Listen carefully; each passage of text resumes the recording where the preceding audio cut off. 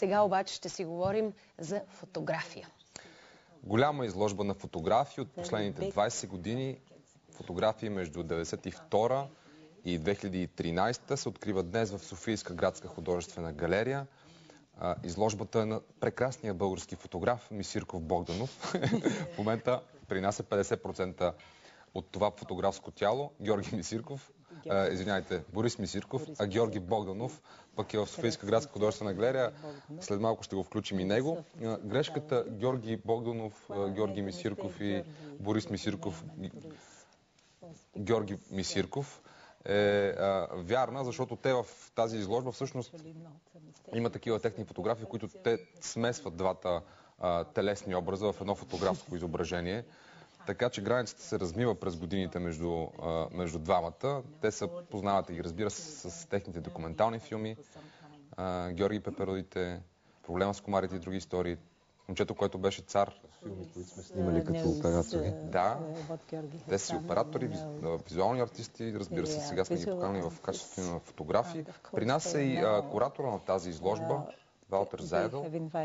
Добро утро и на вас. Ще превежда Глика Маркова. 80 портрета на известни представители на българската култура и обществен живот са подредени в галерията. Кажете ни обаче в началото каква беше логиката при избора на тези портрети от последните 20 години?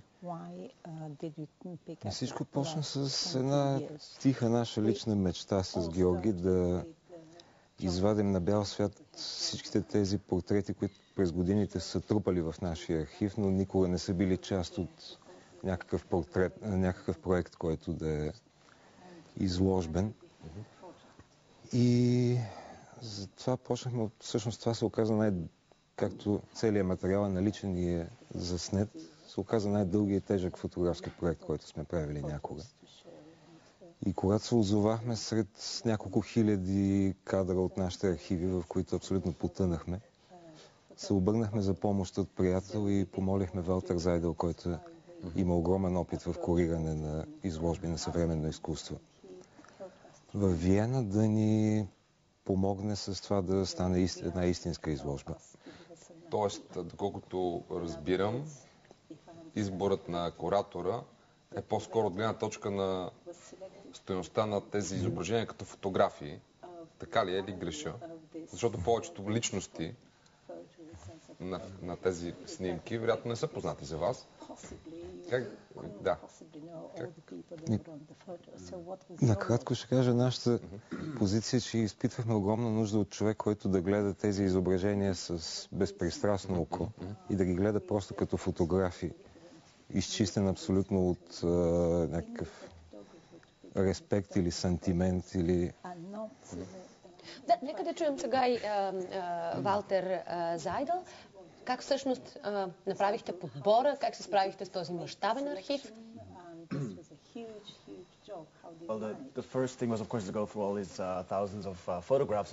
Първо, вярно е, че аз се сблъсках днес с подбора на хиляди фотографии в един огромен архив.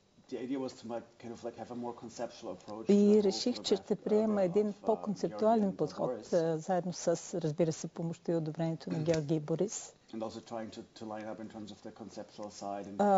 Като имах предвид, че трябва да се справя и с тяхната концепция, и с техните възгледи, да не говорим за останалото, като цвят и така нататък.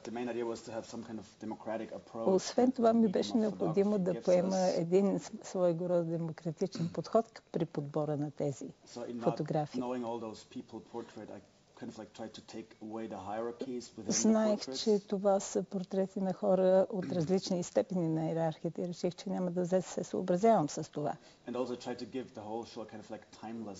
Опитах се общо взето да придам един безвременен аспект на тази изложба.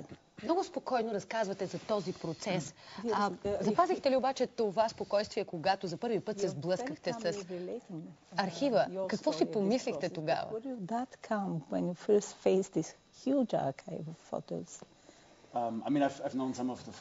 Аз познавах вече някои от фотографиите в миналото. Бях ги виждал. Но ми трябваше доста дълго време, за да обмисля как да пристъпя към тях и какво точно смятам да направя.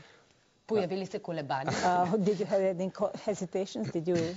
Did you go through tempestuous times in Well, at the selecting? beginning it seemed like this was an impossible task. В началото бях убеден, че просто не може да се справя. Невъзможна задача. After 1 or 2 days of like Но след ден-два, selecting, след обмислене и подбор, започнах вече да се оправя. Добре.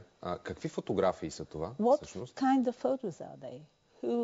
Who has been photographed on them? По-важният въпрос е не кой е фотографиран на тях, а какви фотографии са сами по себе си No, тези снимки. don't misunderstand me. It's not who is on them, but how exactly would you value the И ако quality of the photo? позволите да продължа въпроса, какви фотографии са това?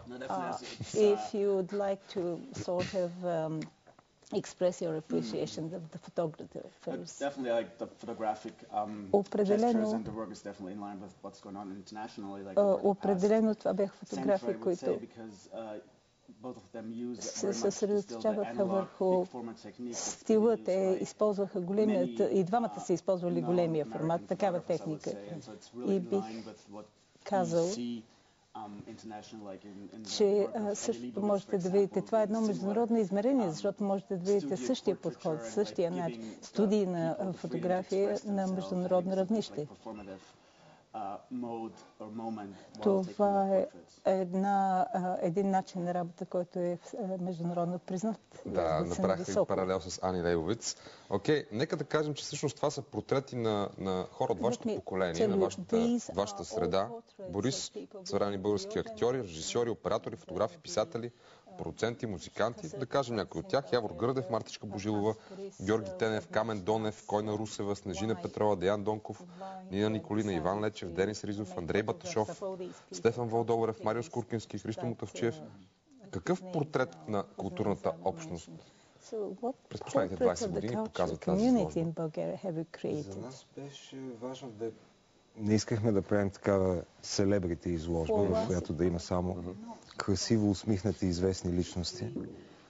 А ни беше много важно да направим такъв микс между хора, които са ни просто много близки, които не са познати на широката публика.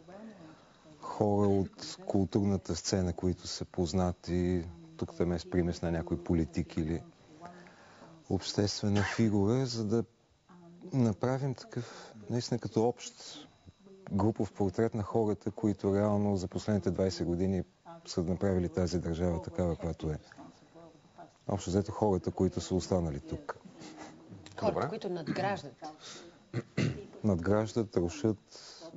Тъй или иначе... Това беше важно уточнение. Да, защото в този исторически разказ са включени и български политици, както и чужденци, преминали през вас по някакъв начин като артисти.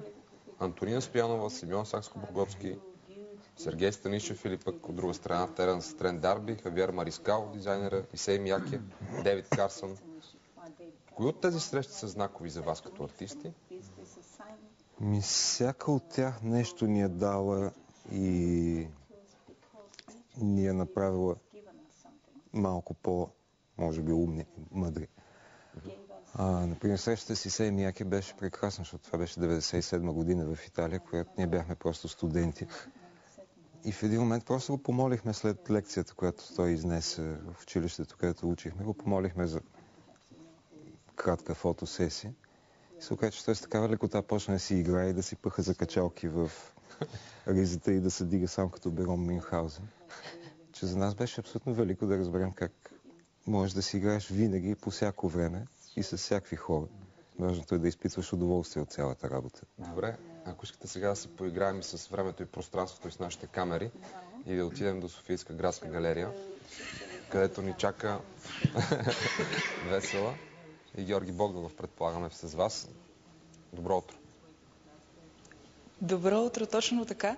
Ние се намираме на една от много важните и любопитни, както казва Георги, фотографии за него в тази изложба. Това е класа на Коко Азарян, завършил през 2003 година. Паметен клас. Почти всеки един човек от този клас е гений. Аз нямам какво повече да кажа. Най-вече, надявам се вижда, че изложбата е сложена, подредена и може да се гледа от утре по-добре, макар че тази вечер се открива от утре на спокойствие. И мога да кажа, че съм безкрайно щастлив, че този ден дойде, в крайна сметка. Това е завършъка на един доста дълъг труд и днес е моят щастлив ден. Тази изложба ще отвори и приключението ще започне по нов начин. Трябва да кажем, че тук изображенията са повече от 80, в рамките на 20 години направени. Не всички са част от професионална фотосесия. И дори да са част от такава фотосесия, за която вие сте работили, не всички са видели бял свят до този момент. Бих казал, по-голямата част не са видели бял свят. Те са или съседни дубли на официално употребявани кадри, или са абсолютно непознати фотографии. Това не ги прави, нали, по-малко хубави или обратно. Напротив, даже всъщност много по-хубави, по-чаровни. И беше абсолютно велико преживяване да минем през всички тези фотографии. И не напразно казвам, че съм щастлив, че денят дойде, защото ние не спирахме да си играем с това нещо. С Валтер се виждахме периодично, подреждахме, направихме си макетче на галерията. Изложбата е подредена изцяло за тая галерия. И даже и в момента се чуда, всъщност много е хубаво Валтер е някъде далече, дали не е добър момент най-накрая да разместя още 2 снимки, за да видя дали няма да са по-добре така. Да поиграеш. Даниел попита какви са тези снимки. Аз, като непрофесионалист, искам да кажа, че това са истории. И всъщност за първи път виждам портрети, в които не лицето, човека, персонажа е толкова важен и си казваш, това е Сергей Станишев или Явор Гърдев, а виждаш отвъд това. Виждаш времето, виждаш историята. На много от снимките си казваш, и аз съм бил на подобно място или аз имам подобна снимка. Да, първо да му кажа, че това са черно-бели и цветни фотографии и това е основното за тях.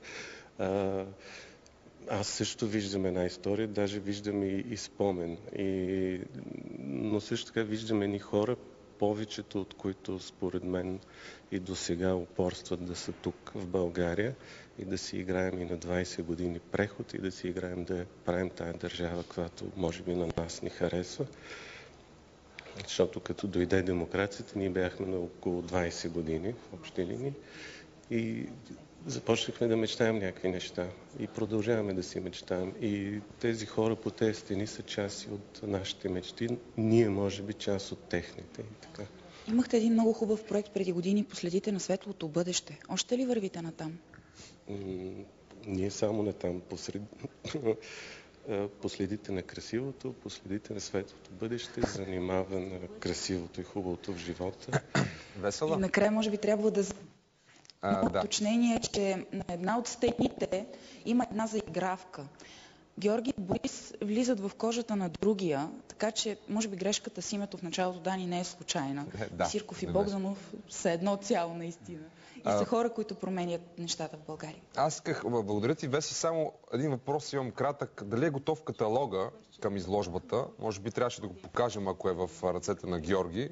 Ако не е, утре ще го видим или пък до вечера на изложбата. Каталога. Какво се случва с каталога? Ето, носят ни го между другото. Ето каталога. Каталога. Да. Топъл, наистина. Има каталог, това са първите. Това е другия живот на тази изложба. Това е книгата, която съдържа тези фотографии. Горещо препоръчвам това четиво. Дори не е разпечатана. Сега не знам. Ще е много трудно, може би. Добре. Искам аз първата. Добре. Оставаме да си разпечатвате каталога и се обръщаме към Борис с един от последните въпроси. Наистина е любопитно за хората. Само да кажа, че за нас е ужасно важно, че Жанет 45 ни се навиха на акъла и има наистина книга, която ще остане доста по-дълго от тази изложба. Вероятно не е било трудно за Манол Пейков да ви се навие на акъла с тези прекрасни фотографии, но все пак може би е любопитно наистина за много от зрителите. Вие работите повече от 20 години като екип, обаче снимката винаги е една. Кой натиска спусъка на фотографа, на фотоапарата? На визитката ни, освен че с двете имена едно огледално на другото, на гърба има един въпрос и един отговор. Кой натиска копчето? Отговорът е, когато на единия му писне да държи апарата, го фърля на другия и всъщност няма никакво значение. Добре, от това подхвърляне обаче резултата може да се види в Софийска градска художествена галерия. Много благодарим за участието тази сутрин при нас. Само аз да благодаря и на всичките хора, които и останалите хора, които ни се навиха на акъла, подкрепиха ни, работиха като луди по тази изложба. И на Столична програма Култура, без която просто нямаше да има фотографии, които да висят. До 26 януари е открита изложбата. До 26 януари. В каталога има и текстове на Мария Василева и Георги Лозанов. И е много приятно и четиво, освен за разглеждане. Добре, много ви благодарим.